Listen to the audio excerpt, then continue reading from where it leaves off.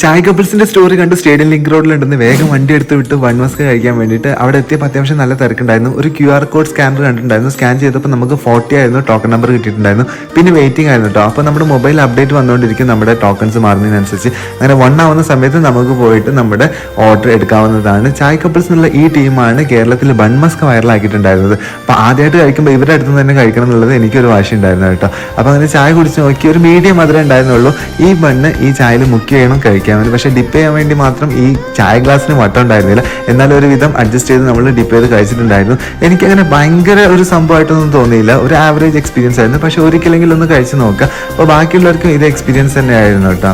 അപ്പോൾ പിന്നെ നമ്മൾ നോക്കിയപ്പോൾ QR കോഡൊക്കെ അവരെടുത്ത് മാറ്റിയിരുന്നു. കാരണം ഓർഡർ ഔട്ട് ഓഫ് സ്റ്റോക്ക് ആയി. എന്നിട്ട് അവിടെ നീണ്ട ലൈൻ തന്നെ ഉണ്ടായിരുന്നു.